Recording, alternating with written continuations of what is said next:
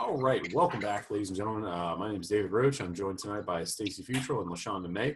We're looking at the management of organizational behavior, leading human resources by Blanchard, and Johnson. This is our midterm exam, so we're going to go ahead and kick it off. All right. I had the first chapter, chapter 5, which was leadership, situational approaches. The overview was, in situational approaches, the leadership of the observed behavior of leaders and their group members. The leader or manager of an organization must adjust his or her style to fit the developmental level of the followers he or she is trying to influence.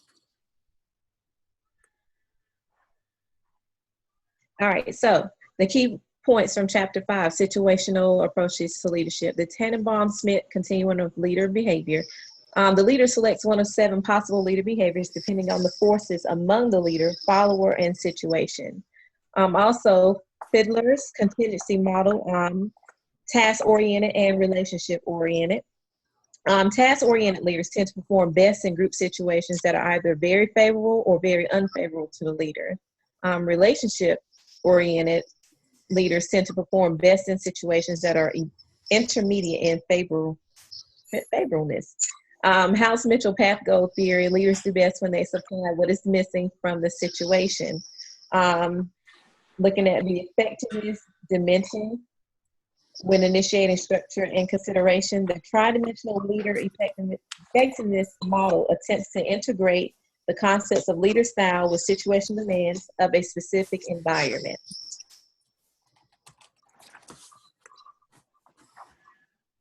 So the takeaways from chapter 5, there is no best leadership style. Those leaders who are effective adapt their behaviors to meet the needs of the situation and followers. The effective leader must give serious thought to both behavioral and environmental considerations.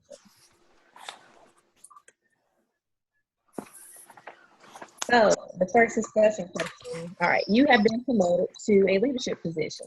The previous leader was involved in the affairs of the group. The group has adequately handled its task and direction. Interpersonal relationships in the group are good. As a leader, how do you respond to this situation? And I actually have a list of choices. Do you take steps to direct the group towards working in a well-defined manner? Involve the group in decision-making and reinforce good contributions? Continue to leave the group alone? Or do you discuss past performance with the group and then you examine the need for new practice? Myself, I would say, take steps to direct the group towards working in a well-defined manner, especially if I'm stepping into a leadership position. What thoughts do you all have on that one? I agree 100% with you. I think it's important that as a leader, when you step in, it's just like a classroom, right? You step in, you make your expectations known, but you also need to establish a culture and work.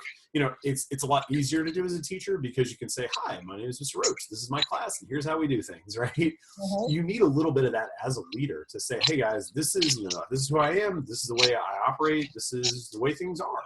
And, but I think you have to have a little more tact when it comes to that to say, hey, I definitely, I can see that you all have a storied history working together, and I'm looking to become a part of that, if that makes sense. So it's less of the I'm telling you to do this and more of the I'm looking forward to working with you all. What do you think, Stacey?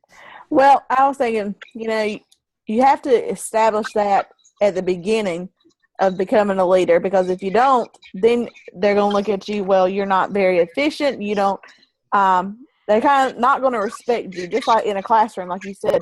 If you don't establish that classroom management at the beginning, you're not going to get the respect that you deserve and you need as a teacher or as a leader. All right. Yeah. Number 2, think about the best leaders you have ever known. What made them so great? What did they do? What did they not do? What did they do or not do? For me, I would say the best leaders that I have known, communication was key. Expectations were always shared with the staff, especially numerous times. We are always involved in a decision-making process. The positive relationships were established, and basically giving everyone a voice so that they can have input in any and all things that are taking place within the school building. Yeah, I know for me, like, just kind of the number one thing that I look for, I really like in a leader is someone who is positive and someone who is like appreciative. I know that sounds like really not girly. I'm sorry, that's the wrong word. Like, that sounds very, I don't know, because like we had this conversation where I was like, yeah, forget feelings. Now I'm like, I love feelings, they're great. But you know, I know for me, like a leader, like if I throw together a banging lesson, right, and my principal or AP comes in and says, wow, David, this is really good, I like this, I'm like, yeah, you know, and then I'm like, I want to run through a brick wall for that guy. You know, because that I think that, you know, a good leader, to me, one of the best things they do is like they're present, they're positive, and they acknowledge when you do things well, right? Like when I screw up, I know I screw up. You don't have to like rake me over the coals or yell at me, or, you know, you don't have to do that. Like, I know it, I'm an adult, you know, and I think that it's important that as a leader, you know, you're able to stay positive, and like people should not necessarily be excited to see you, but it's like, hey, you know, if my classroom's not under control, I'm not going to get reamed at, you know, or yelled at or whatever. It's like, hey, he's going to say, well, how can we work to fix this? Or how can I help? Does that make sense? So I guess being a resource and being positive and being uplifting and encouraging, as opposed to like tyrannical. I don't know. Right. Yeah, I agree with with everybody, like what y'all are saying. I like, as a leader, you know, there's a whole lot of other things going on in your life that some leaders don't understand, or they don't want to know. But I've had the luxury of having leaders that care about things that are going on outside of school and are appreciate. You know, they try to help you through those times that, you know, you might be having a terrible day, and they walk in your classroom and you just need somebody to talk to for just a minute, and they'll come in and talk to you, and then you get on with your lesson and with your teaching. But just having that teacher or that leader come in and say, how are you doing today? Is everything going well? And I guess caring and compassionate about their teachers. Yeah. I think I'll just kind of dovetail and take us into number 3. It says, you know, what are your core values as a leader? I think for me, the core values, and ever since we had that discussion, I've been like reflecting constantly about it. I think the core value is like empathy. I'm sorry, David. You know, no, I'm sorry. Is the sound messing up? All right. No, you're fine. No, I think it's great because like I've been reflecting on it like pretty much every day. It's like every time I talk to someone, I reflect on it, and I'm like, I know it's like in like a professional way, you know, but just like empathy is super important. Like, you know, you like, I've learned that, like, you know, people really want you to be genuine, and people really want to know that like you care about them. And it's not like you did a great job on your lesson today, way to go, you know, like don't patronize people. But at the same time, it's like, man, you know, I stayed up till like 10 o'clock to make sure my lesson was really good. And like somebody freaking noticed, because like your kids aren't going to walk into first period and be like, you know what, Mr. Roach, this primary source is fantastic, right? Like it doesn't happen. So just, you know, just that empathy, like, you know, sometimes like people need more support than professional development and their problems fixed. Like, I don't know. It's a whole new world for me.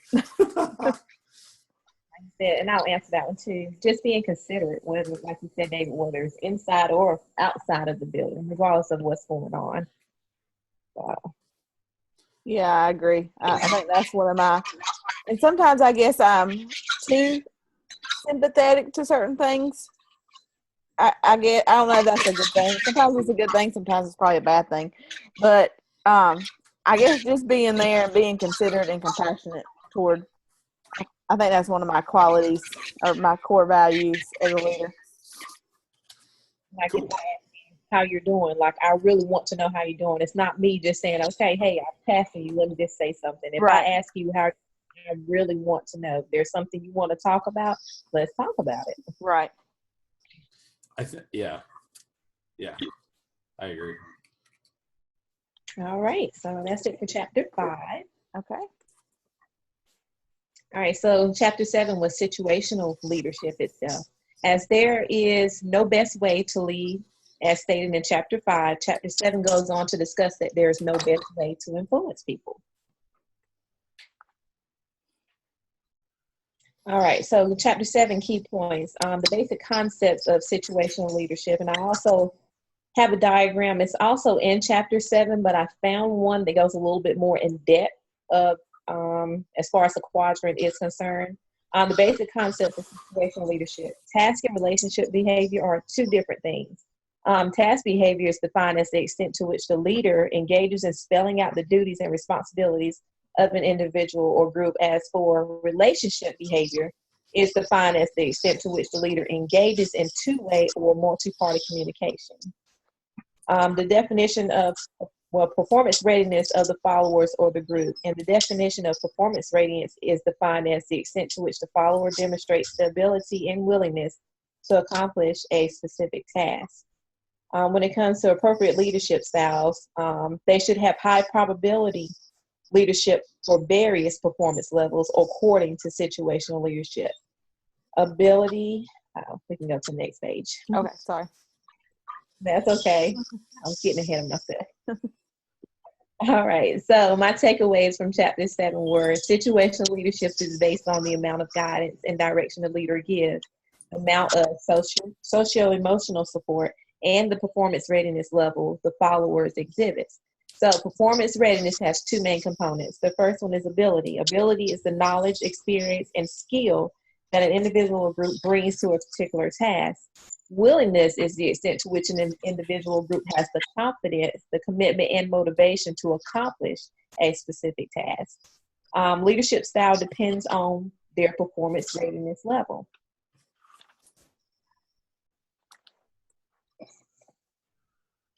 All right, so chapter 7, discussion questions. As a leader, how do you produce more productive teams or organization? My answer to this, and it was very simple, relationship-oriented leaders, they involve others for the most part, regardless of what's going on. That goes back to the democratic leader, I believe it was, that was stated in chapter 5, because you have your authoritative leader and your democratic leader. Democratic leader is more focused on the human relationship. As for your authoritative leader or authoritarian leader, is more based on, okay, let's get this done, get it done ASAP. Yeah, I think number one, just to kind of dovetail with what you're saying, when you talk about an authoritarian leader and you talk about that authoritarian style, I think that can come across as very cold and very impersonal, and that can be incredibly demotivating in terms of like long-term success or growth. I know that short-term, an authoritarian style can be fantastic. Like, think about that day one with your class. It's like, guys, it's my room, it's my way, we're doing it this way, deal with it, right? But once you start to hit October, November, December, you have to start showing that you're a person, that you're willing to work with students. And the same is true with staff, right? Like, if you go in as an administrator and you're gangbusters, we're doing it this way, get on the train or get run over. Like, I've heard that before. Like, you're either going to get on the train or you're going to find another job. And while that can be very effective, I don't know that it's good for long-term success, because I'm telling you, if like, it's like the constant threat, right? Like, if you ever, talk to a kid and say, hey, look, if you can't change XYZ behavior, this is what's going to happen, and you don't follow through, then you totally demotivate them. You totally just, like, you're wasting your time at that point. So I think to get more productive teams and organizations, it's important to have that sort of authoritarian superstructure of like, guys, this is the way we do things. This is the expectation. But then you also have to have that, that empathy, right? Kind of like Stacey was talking about. You have to have that human ability to say, hey, I'm willing to work with you within this structure. Yeah, I agree. I think you have to set your boundaries. You may have to go in and play in the hardball, but then kind of soften up later on. But you have to be able to tell that team or that organization, this is what I need for you to do. I don't care how you get there, but this is the end result, and this is what I need you to work toward. Yeah. Number 2, how can an effective leader be created through situational leadership? I think it's really important to kind of know what to do when and where, if that makes sense. I think there's a saying that's like, when your only tool is a hammer, every problem looks like a nail. So if you're like a 100% authoritarian leader, then it's like, so and so wasn't at morning duty. Well, her aunt, or she had a death in the family, and but that was taken care of on Sunday. So Monday morning, why are you not at your morning duty station? That's the authoritarian way. It's like, this is the way we're doing it. You're not there. Consequences. And I think that, building an effective leader through situational leadership, it's really important to kind of take the best of both worlds, if that makes sense, and apply it where necessary. It's ability, right? You can be that authoritarian leader. You can be that democratic leader, but you also have to have that, you have to have that other side, that staff side. That's you're meeting them where they need to be met, if that makes sense. Like, you don't lead adults the same way you lead children. Right. And when you look at like professional development, how much professional development is set up, they're like, oh guys, you should totally just get this big piece of chart paper and do this thing. And you can do this in your class. And it's like, no, you've got 50, college educated adults and they all want to do well. So you have the perfect class. And, if I walk into my 8th grade classroom, we would have bedlam. We would have chaos.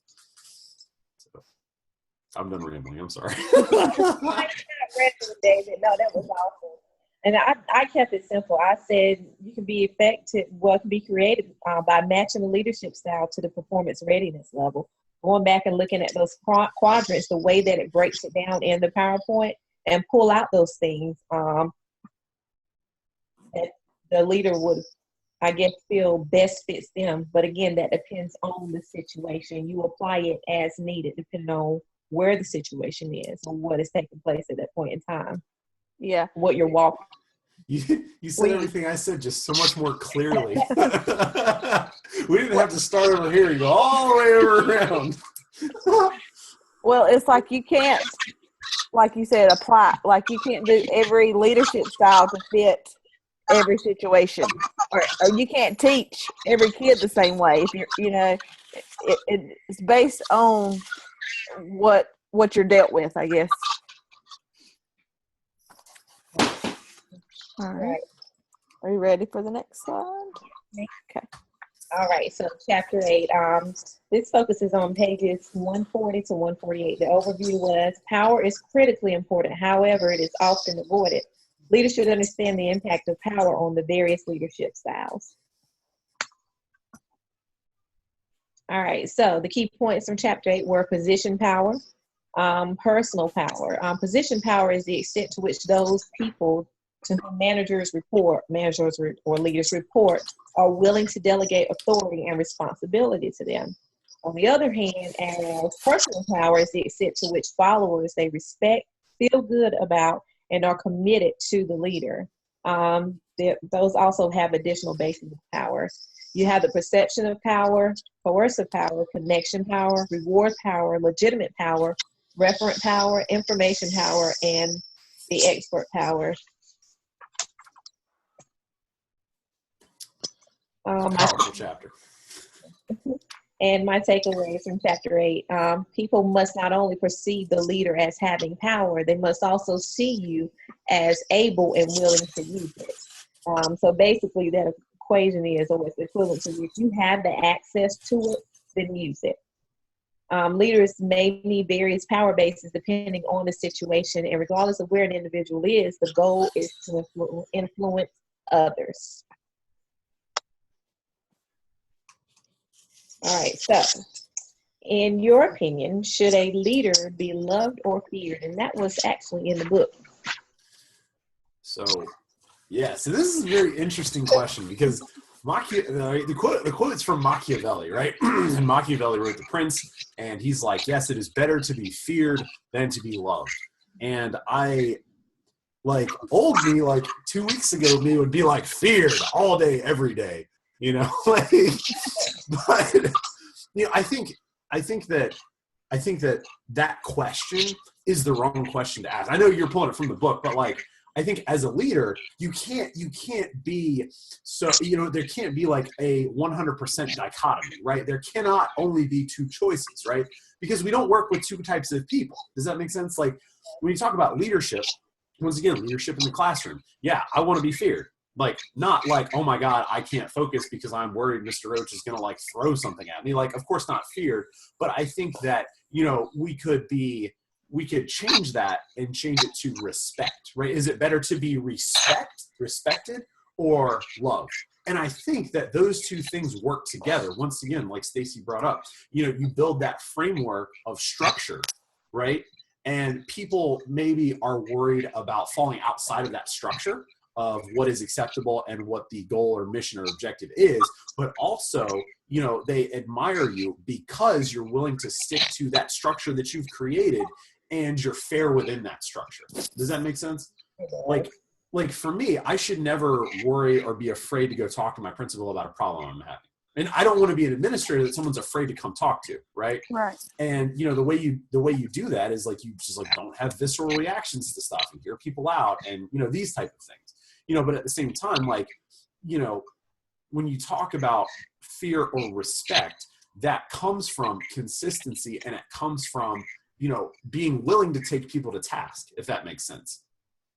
Right? Like in a faculty meeting, if someone says something or contradicts you like publicly, right? Don't flip out on them. Don't smash them right then and there. Say, hey, I understand you have a concern. Come see me. Come talk to me. We're not going to do this right here. And you establish those boundaries, if that makes sense. Yeah. And David, you were right about that because the book says both, but I agree with what you said. It's great to be loved, but also respected at the same time. Because it says it's best to be both loved and feared, but it says if, however, one cannot have both, he suggests a relationship based on love also tends to be a volatile, short-lived, and easily terminated. And yeah. So I see exactly where you're coming from. Right, because the thing is, like, this is like I work with like first year teachers, and they're like, "Oh my gosh, my class is so great, we get along," and I'm like, "No, it's day one. They should hate you. They hate good teachers. If they like you, you're not a good teacher." That's not to say you can't grow, but it's like, yo, bro, you got to get this straight. Number one, you the boss. They respect the boss. They don't like the boss. Does that make sense? Like, as an administrator, I don't want you to like me. I want you to respect me. I want you to respect me because I'm going to help you. I'm going to work with you. I will be there to do what we got to do to make sure that you and your class are successful. Does that mean we're going to sit around and shoot the breeze at the water cooler? Hello, no. But, okay, soapbox. I'm getting off the soapbox. And I like y'all both said, I agree with both because you kind of need a mixture. To be for me anyway, to be a leader, you need to be that loved or and respected at the same time.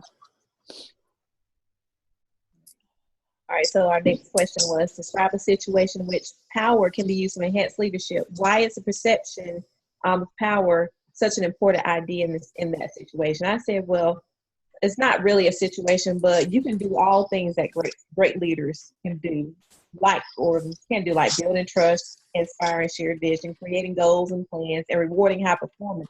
But if you don't develop others, you won't reach extraordinary success. So the only way to succeed without developing others, is to, in a way, hire people that are already developed, but in a way, you're going to develop them more as a leader. Yes, I agree. Me too. I was just trying to think of a situation. Yeah, and mine wasn't so much of a situation. I mean, it was just like, okay, this is basically what I would do. Yeah, I mean, and I agree. A situation where power can be used to enhance leadership. Like, number one, like this is one of those things when you can make an executive call that can work very well with people. Like, for example, let's say you walk into a PLC or like a grade level meeting, right? And your teacher say, hey, we're having too many meetings. We can't do this. We can't do that. And you hear them out and you say, okay, well, you put it back on them, right? With that, this type of leadership we're going to talk about in just a little bit. But, you have it where it's like the Democratic leaders like, all right, well, what do you guys need out of this? And they say, well, we really just need to meet once to talk about these three things. You say, okay, let's do it. And I feel like that can be used to enhance leadership because number one, it's empowering for your staff. Number two, they feel like they're getting a better use of their time. And number three, it's one less meeting that everybody's got to go to. So like, why don't we do that? And in that way, you're enhancing and building leadership because everybody who's in that meeting sees you do that and say, man, if I have a good idea and I go talk to them about it, it can happen. You know, and I think that's a good way to build and enhance leadership because they're like, oh, I want to work with this leader. It's not him just being didactic or totalitarian. It's, hey, I can think for myself and work as a leader within the school community. What makes them more confident in their ideas, and that right there by itself can enhance the leadership a whole lot. Mm-hmm. I agree. All right, so that was the conclusion of my part. All righty. Now, all right, I have chapter 8, and I have pages 149 through 158. So the still situational leadership overview, the performance readiness. Situational leadership views performance readiness, the ability and willingness of individual or groups to take responsibility for directing their own behavior. And the 7 power bases, which I'll talk about, they start with the lower performance readiness and they work up to the higher performance readiness. And as people move from lower to the higher levels of performance readiness, their competence and confidence to do things increase. All right, so I made this chart and I pulled it from the book. You'll see that the R1 starts with the low and the coercive power, and you work your way up to R4, which is the expert. LaShonda talked about or brought these up in the previous slides, but you start out with the coercive power, which generally needs strong directive behavior. Then you go all the way to the expert power, where it often requires little direction or support. The takeaways, so when we start out as teachers or administrators, we kind of follow those performance readiness levels. And that we should vary our leadership styles to better help the teachers at whatever level they are on the performance readiness scale. All right, and then my discussion questions. If you want to turn, you can look on page 150. It was the chart that I was looking at. What level of the performance readiness chart did you start out as a teacher?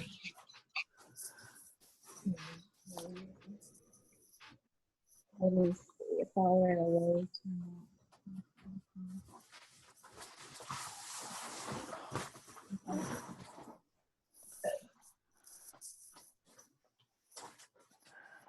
And I would say, I'm sorry, I would say the connection power. That's just me when I started.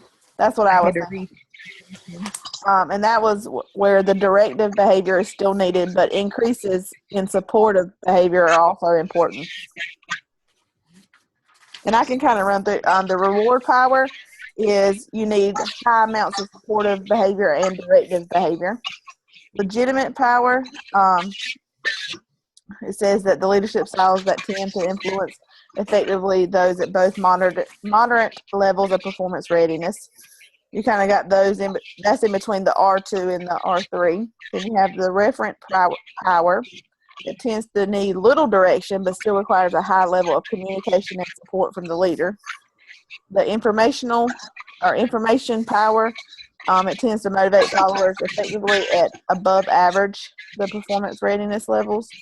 And then, like I said, the expert power was often requires little direction or support. I would probably, where I started out as a teacher, would probably be, like you said, LaShonda, the connection power. So you still need that little bit of help and that directive behavior, but you're definitely not where like the strong directive behavior. Yeah, I'm gonna be brutally honest here. When I was a beginning teacher, I was definitely coercive all day, every day. Like, my fiance at the time was also a teacher, and she's like, what, 3 years older than me. So she was on year 3 or 4 when I hit year 1. And yeah, I was definitely coercive, because there were times when I would come home and moan and complain and be, oh, this is terrible, and these kids, and blah, blah, blah, blah, blah. And she's like, well, were your lessons together? No. Like, we had many different conversations when she sat me down and said, David, you will fail, you will be miserable, and you will not be successful unless you get your insert word here together. You know, like, that's where I started, because I was so captivated with like how brilliant I was and how everything was awesome. And the kids were all just, oh, they weren't on my level. And she's like, David, are you there to teach, or are you there to show how smart you are? And I'm like, oh, guess I'm here to teach. And she's like, then you need to drop your stuff and, pull your head out of your bag and, go from there. I mean, because it was one of those things, I had to have it broken down and laid out to say, look, if you don't do this, you will not be here next year. You will not be a teacher next year. And I was like, oh, well, I might teach a different grade level. She's like, no, you're going to lose your job because you're not good. You're not teaching. You don't have control of your class. They don't respect you. Yeah. And I said, oh, but I'm this and I'm that and whatever. I'm talking too much. So moving on. You're fine. And then what level of the performance readiness chart do you think you would start out as an administrator? And then you can say, then you talk about, are they the same level? For me, no, not at all. I don't feel like I would have to start out as an administrator who would need to be coerced, because when I started teaching, I was like an idiot. I'm still an idiot, but I'm better. Like, I'm better. I think I'd probably start out with like maybe not legitimate power. I think it would have to be like maybe reward power, where depending on my principal, when I get my first administrative job, I think that, if that's someone that I can sort of model after and grow, then I feel like it would be like reward and then to legitimate power. Because I think a lot and I talk a lot, and that might be a strength. I'm going to turn it over. I was looking more at the referent power because it says that power base tends to be an important means of instilling confidence and providing encouragement, recognition, and other supportive behaviors. Because, like you said, David, I'm all about being positive. I don't like a bunch of negativity. Encouraging others, because I've been encouraged so much, throughout my career. I want to support others because I've been supported in so many ways. So then it says followers will generally respond in a positive way, permitting the leader to influence them because they like, admire, or identify the leader. So I would say the reference power for me. Yeah, I think I'm probably in between. Like, I feel like I'm more the referent power, like you said, LaShonda, as far as the encouragement, because I really like when somebody comes and encourages me to do something, or they recognize that I'm doing something good, or my lessons are very well written. You want that as a leader and as a teacher. All right, we have less than a minute for this. So y'all want to stop, and then we'll go. We'll end the meeting and then come back in. Yes. Okay. All right.